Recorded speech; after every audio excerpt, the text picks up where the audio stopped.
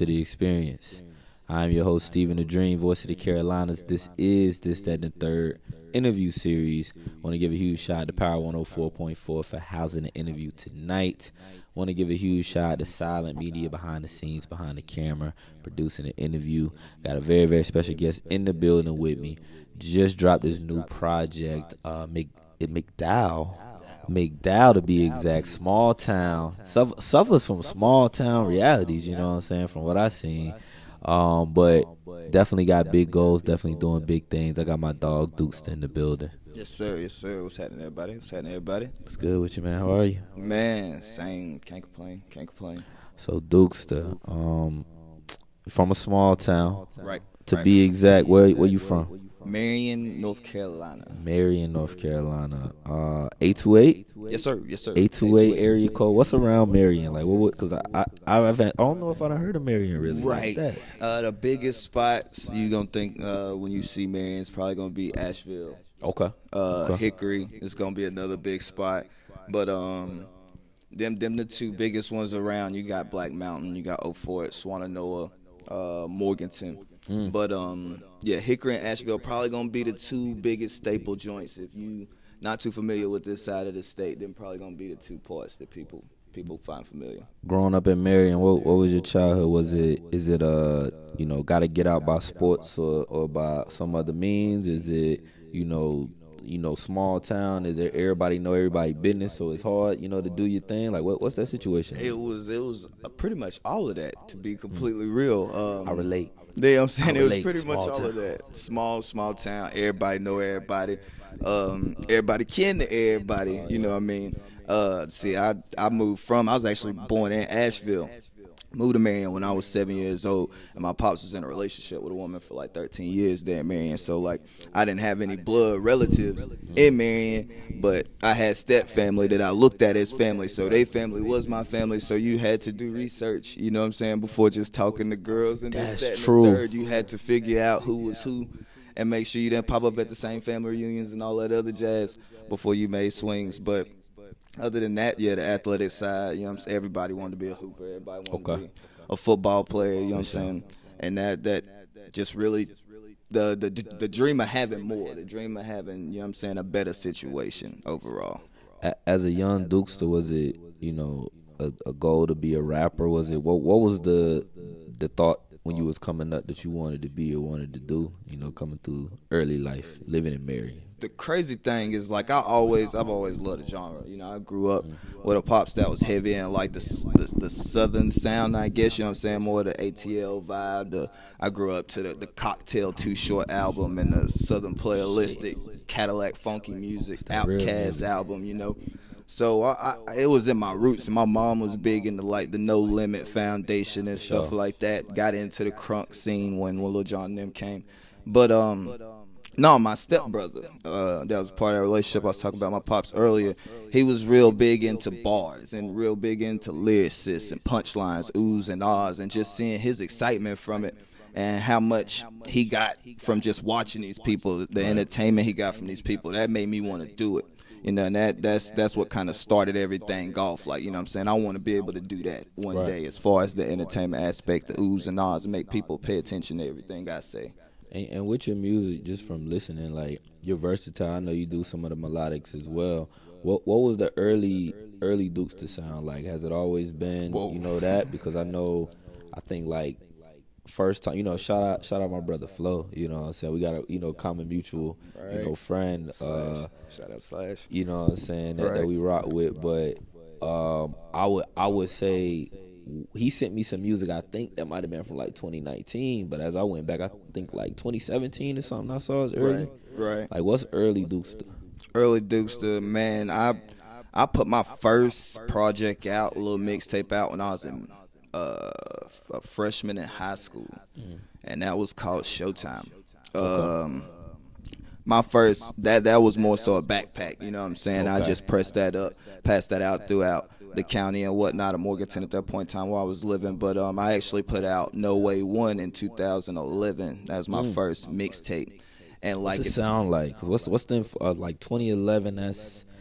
like Wayne still going crazy, 2011. Drake just is, you know what I'm saying, really just coming to fruition. Wings. Yeah. What's the sound like? 2011 is crazy. You say Wiz Wayne. even, you know what I'm saying? That was a huge influence in a lot of the songs I did. For sure. But one of my biggest influences in music overall was Lil Wayne. You know what I'm saying? I feel like everybody at some point in time wanted to be able to captivate and hold the audience's attention like Lil Wayne, and that's what No Way kind of originated from, was the Drought series, the Drought mixtape series. Okay. So I would jump on mainstreamers, beats, whatever was trending at that point in time. I think at that point, Round of Applause by Waka Flocka was trending.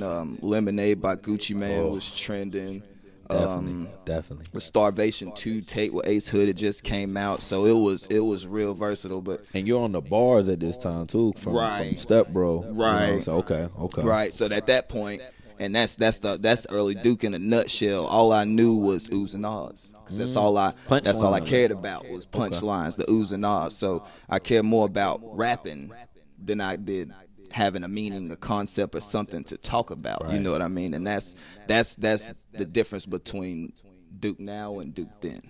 And I can definitely see, like, you had to have told me that, because I can hear where there's, like, you know, definitely catchy things in there, but your music definitely is more storytelling. Like I got to know a lot about you just listening to McDowell, the song alone, like from what you coming up in, from what you know may suffer from, and what you trying to get over, even to your family life, your kid, like all of that was in the music. So I'm like, man, was that always there, or was there some type of evolution, some type of switch? Was it fuck it, like I'm just gonna do this now, or was that just still part of your process to getting? You know, you had to go through 2011. You wasn't gonna get to now if you didn't go through the 2011. Right, and that's what it was. It was like the timing of everything. 2015, I put out an album, Who Knew the Root Edition. It was the first album I put out on digital streaming platforms. So first one on Apple Music, YouTube, and this, that, and the third. And like it was like a swing and a miss. Like the reciprocation and everything. I thought I shouldn't got feedback. I should have got opportunities. I didn't get. So But you felt like it was that, like you felt like it was. Well, just because I've been doing it for so long and been at the same place, you know what I'm saying, I started to get discouraged, you know what I'm saying? That definitely can happen. As far as like it make you feel like people smiling and telling you this what you're supposed to be doing just because they know who you are, more so than being real with you. So I got real discouraged as far as music goes, but I've always had a thing for the culture. I've always had a thing for creating and being a part of the process, whether people gravitated to what I did or not. And I just had my son, and I knew how much music meant to me. So in case there was ever something to happen to me, or I was ever put in a situation where I couldn't give my kids my full perspective of my life, their life values, I created a project. I created an album called Anthony Gray. And in that project, instead of trying to punchline, instead of ooh and ah, instead of trying to entertain, I really honed in. And overall, instead of trying to focus on what I thought people wanted to hear, I honed more in on what I wanted to hear. You know, how can I be satisfied with this project at the end of it? And if I'm satisfied with it, if other people gravitate towards it, cool. If other people don't, cool. You know what I mean? At the end of the day, as long as I'm happy with what I put out, that's all that matters. And that was when the turning point started of me trying to write about what I wanted to write about, which turned into relatable story content. And I don't know if maybe like even the beat selection, you know, changed, because like I don't know if you pick your beats, if you got an in-house producer or whatever it is, but like even some of the samples that you get into, like the moves that you set on the songs really. Like that's why I say I really gotta listen, because you're setting up something that's bigger. If I don't listen to it all the way, I might miss what you're really saying, and I can kind of tell that in the music.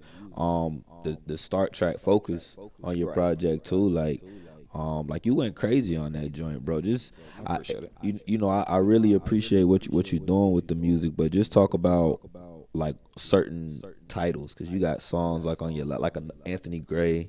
On the last project, is it the Pure and the Happiness, or is it Pursuit of Happiness? The Pursuit of Happiness. Yeah. There's some other just tracks on there. Like what goes into picking your beats and your song titles? The whole overall process, and that's kind of what helped create this version of Duke versus Young Dukesta. Is my engineer and good friend, my brother Philip Bush. Like, we work at this like a partnership. You know, we're talking consistently every day on different moves and ventures that can potentially raise brand identity and awareness and whatnot. And he was the first person that came up to me and was like, you know what I mean, you're a good rapper, but what are you rapping about? You know what I'm saying? What are you talking about? And he's like, we got to put you in a situation to talk about something, you know. And that was Who Knew the Root edition in 2015. We took our first crack at that, but we still didn't hone in on a theme. So when I came to him with the Anthony Gray concept that I wanted to write something about my kids, for my kids, this, that, and the third, that's how he started it out the process. He's like, what we're going to do is create the overall theme, the overall umbrella. Right. And then once we have the concept of what you want to do, then we can create these subtopics that help you tell that overall story. So when I said I wanted to write about my kids, and the aspect of not being able to be here to say something to him, to express something to him. Yeah, then we created the storyline from there. Once we had the storyline, he knew the emotion, the intensity that we would need to create that overall story. So he would go in and in pursuit of happiness. I literally got into a fight with my girl at that point in time, actually my kid's mom, and got in touch with him, let him know how everything's going. We're arguing. He's, man, hold on, I'm gonna send you a beat. You know what I'm saying? Like 2 hours later, it's a beat coming through, and I remember like in the middle of work writing that song. You know what I'm saying? But he plays a lot off the emotions of situations and circumstances that I'm really going through at that point in time, because it's that much easier to trigger those emotions when I'm putting pen to pad. For sure. So for sure. It always starts at the top. Dukesta here with us, this, that, and the third interview series. What's your favorite part about doing music? Man,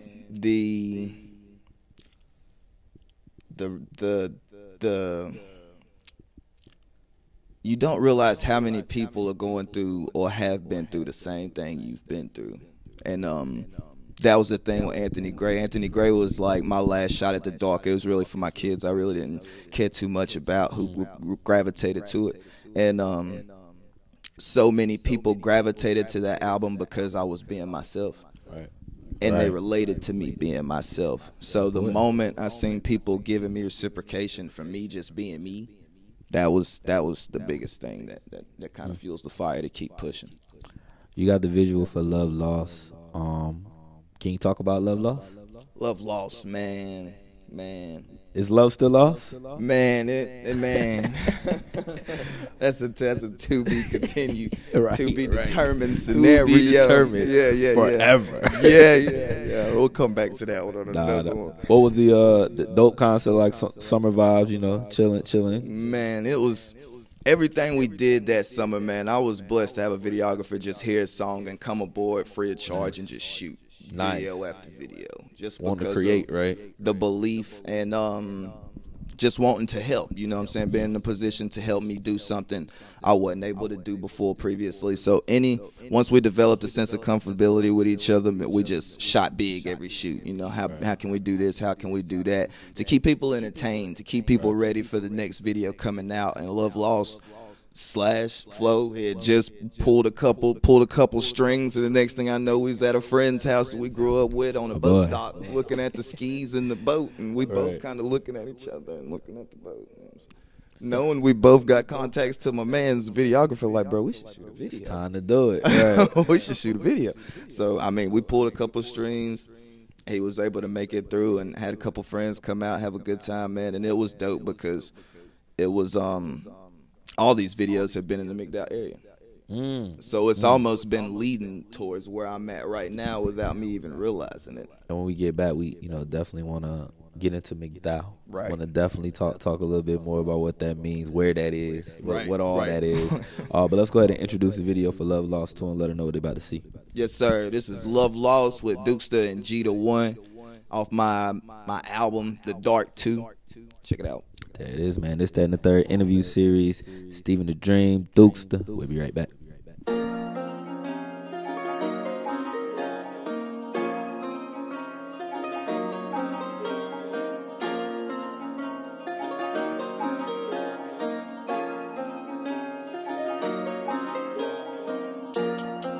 Wiz rights around dealers and scammers. Swallow my shit, she got manners.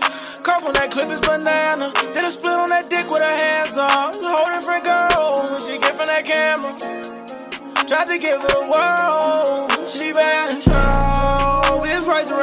and scammers. She swallowed my shit, she got manners. Got a curve on that clip, it's banana. Then a split on that dick with her hands up. She's a whole different girl when she get from that camera.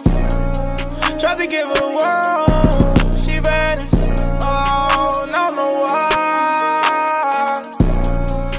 Baby, I tried. No more scrubs, no more duds. Act when you know what it was. You was the reason I'm walking around and they really got time for no more love. Yeah, vibe out the vibe on my schedule. Check. Addicted to women and decimals. Sip tequila and roll up the medical. Watch her ride like we walked in a festival. Got me leaning like I'm on an edible. Junior high, but I'm so far from middle school. Going out just to see what we getting to. Looking like she just jumped out of swimming pool. I'm hurting, ain't no way I'm about to forget you. A lot of issues make it hard to respect you. Want the best in me, I can't even let you. You hypnotized me in the moment I met you. We started out, I was the one to protect you. They call me Nike, I'm the one that'll check you. Caught the check and cashed it out at the SECU. And analyzing all the reasons I kept you. Back on the hustle because Wiz rights around dealers and scammers. Swallow my shit, she got manners. Curve on that clip is banana. Did a split on that dick with her hands up. A whole different girl when she get from that camera. Tried to give her the world, she vanished. Oh, Wiz rights around dealers and scammers. She swallowed my shit, she got manners. Got a curve on that clip is banana. Did a split on that dick with her hands up. She's a whole different girl when she get from that camera. Tried to give her the world, she vanished. Oh, now I know why. Baby, I tried. no more scrubs, no more duds. Act when you know what it was. You was the reason I'm walking around and they really got time for no more love.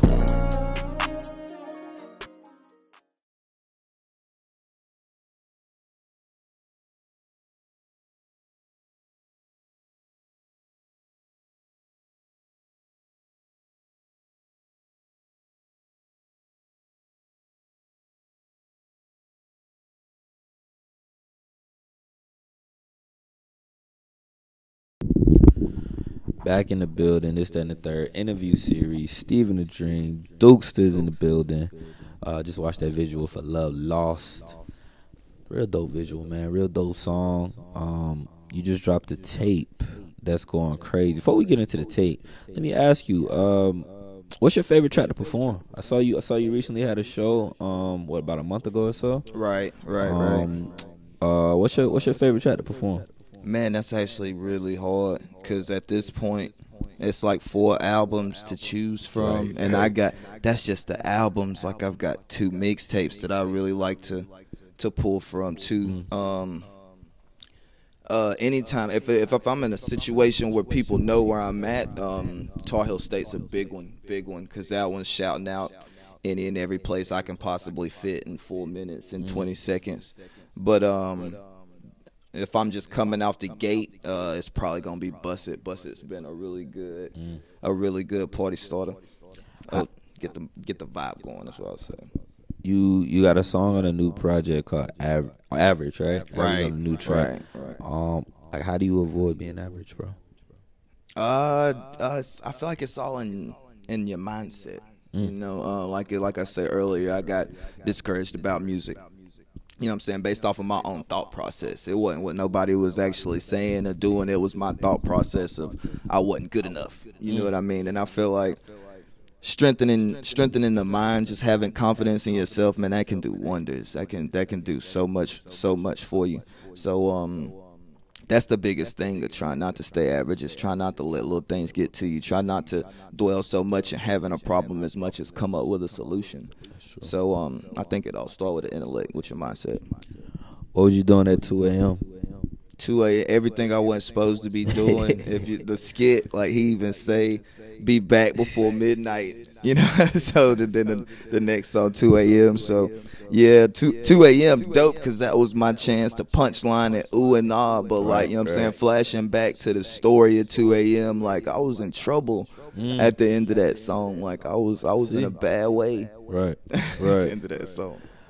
You got different songs on this project, but ultimately it seems like McDowell is a special place in your heart.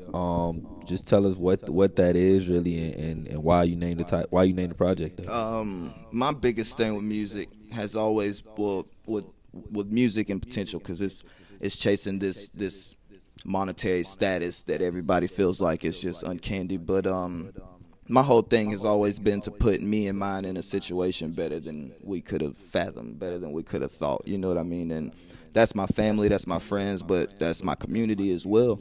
And I thought, what better way than to try to give back to my community than to make a project in the process of still trying to get noticed. Because the overall goal would be to get some level of attention to where we can hold festivals or charity events or donations, to where we can give back to the community, to where parts in the album and songs in the album, these poverty-stricken lyrics don't relate to so many people moving forward. And the youth can have that much more of a chance, an opportunity to better themselves or get out of McDowell in a positive way, to better themselves and stuff. But yeah, the whole drive with McDowell was just my perception of, you know what I'm saying, what it was and what it created within me, and how I felt like I needed to leave in order to become the best version of myself, so I can in terms come back and create a better version of McDowell. You say you suffering from, what is it, small town what? Oh, dealing with the side effects of living in a small dealing with the side effects of living in a small town. Yes, sir. Yes, sir. What are some of those side effects? Like when you go to a big city, like is there anything you've like that has amazed you, or like you be like, dang, I ain't expect this, or like I know you went to school, you know what I'm saying? Like, is it something that you kind of went off and realized like, yeah, this ain't quite normal, you know what I'm saying? This ain't really quite how we do things around here. I don't know, not.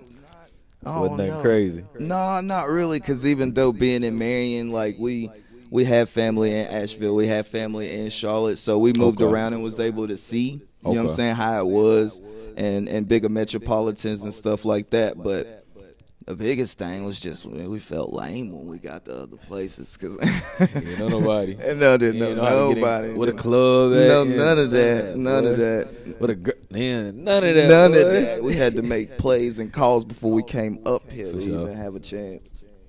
What's the goal now? Do you want to, you know what I'm saying? Well, but before I ask you that, I want to ask you that. Who took the cover? Who took the album cover?